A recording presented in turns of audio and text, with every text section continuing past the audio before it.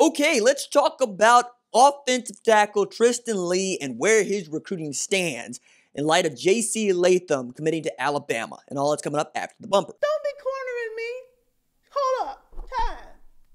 You gotta help me with that corner shit. What's up, kinfolk? It's RJ Young. I am not on a step mill. Consider hitting the like and subscribe button because I upload a video every single day. It's always college football related, sports related. We have a good time today.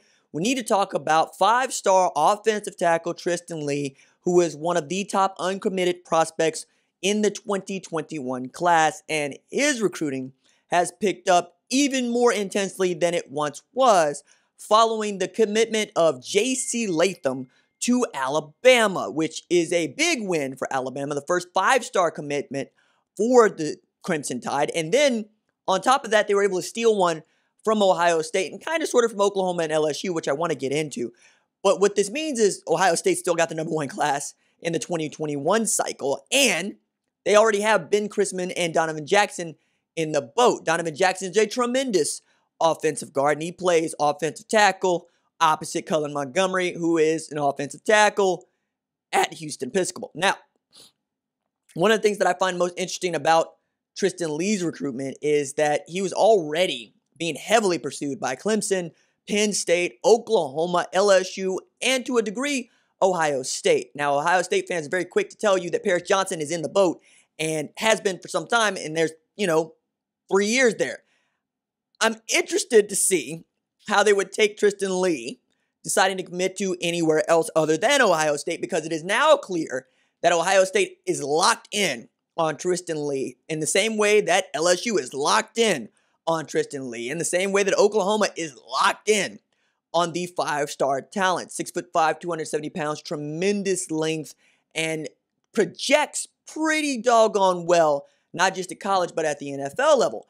Now, I understand that offensive linemen aren't sexy to some, but if you're a football junkie like me, it's tremendously valuable to follow the recruiting of offensive linemen, because what people need to also understand here is while Ohio State is still charging for a historically awesome class, and they could still get there if they land a five-star talent like Tristan Leigh, what Kyle Flood and Alabama are trying to do out there is kind of ridiculous, because they're trying to get Amarius Mims and J.C. Latham and Tommy Brockmeyer and his brother and Tristan Leigh. And if they do that, they could have one of the better offensive line classes in recent memory. Add to that what Jedrick Wills meant going into the NFL draft for them. Add to that how good Alabama has been over the past 10 years at producing first-round talent on the offensive line. On the other hand, you got James Craig and Ed Orgeron coming hard after after Tristan Leigh to LSU, because one, they lost out on J.C. Latham, and two, they really need the help. Like, Alabama picking up picking up J.C. Latham was a tremendous blow to LSU. One, because they got him, and two, because they kept him away from LSU. Now, for Oklahoma, this also could get real interesting, because Oklahoma's also trying to put together what is one of the better offensive classes in recent memory, and Tristan Leigh would have to figure into that for that to occur. So would Bryce Foster, right, who noted OU lean, and as would Savion Byrd, who is much more leaning toward SMU, but still very much having conversations with Bill Bedenbaugh.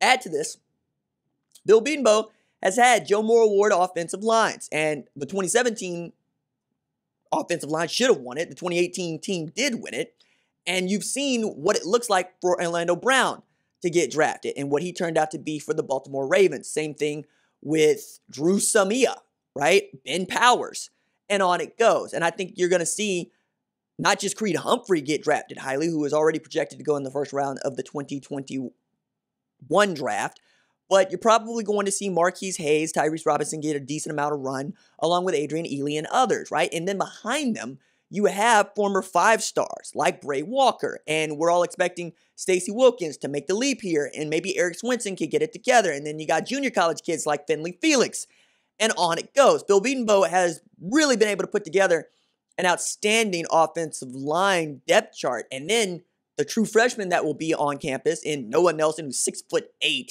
and then Andrew Rame, who is the most talented dude playing offensive line this side of Creed Humphrey. Probably going to play some center there. This is a kid who at 280 pounds and about 6'5" was hitting triples and legging them out at Broken Arrow, where they play baseball like that.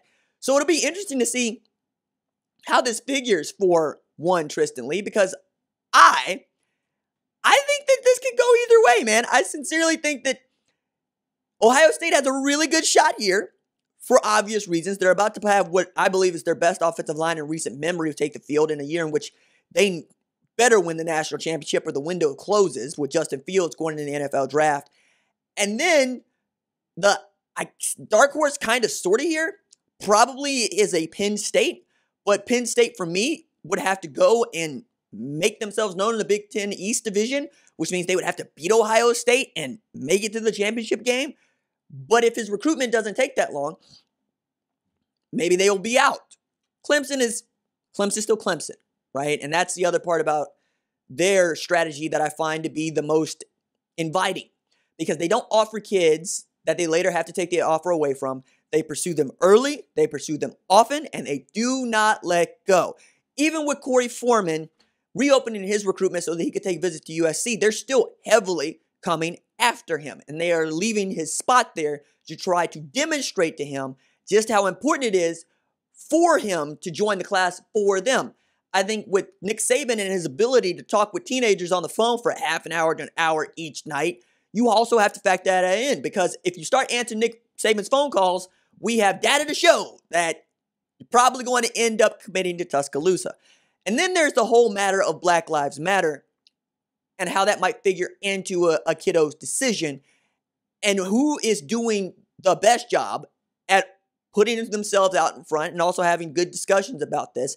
And you could take that in any direction. You could also take the COVID release in any direction. I'm looking at this from a football standpoint for the most part, and I'm looking at it from a relationship building standpoint. And I still think that Clemson's kind of ahead here because they're really good at this historically. But I would not be surprised to find out that Bill Bedenbaugh and Lincoln Riley are able to close. And I sure as hell wouldn't be surprised to find out that Ohio State, Ryan Day and them can actually make a move here, even as I think they'd be making a move late because they had so many of their eggs in the J.C. Latham basket. And with Latham committed, he ain't signed. And even when they're signed, they usually could go into the transfer portal. But with offensive linemen, pay attention, right? It's not often that we hear about offensive linemen going into the transfer portal. That's the other reason why I follow offensive line recruiting so closely, is you can really establish how good a football team is or is not based on the offensive line depth and the offensive line talent. As a matter of fact, you look at Bud Elliott's blue chip ratio, you can see that the super elite have outstanding offensive lines this year. Alabama, Georgia, and Ohio State in that order. The teams with 63% blue chip rate, that is 4 or 5 stars on the roster over a 4-year period, also all have tremendous offensive lines. Clemson, LSU, Oklahoma of the past. And then when you're getting at that 50% mark, which is the bare minimum needed to compete for a national championship, you're talking about Notre Dame, right? USC. Talking about some usual suspects that you know. So how this goes, I'm going to be interested to see and know. I know that you are. We're all going to be following Tristan Leigh's recruitment closely. I know that he is keeping in close contact with each one of those offensive line coaches at each one of those programs he is still considering. And with J.C. Latham gone and off the board, wow, it's going to be a lot of fun to see what happens with Tristan. All right, that's it for me. Doses.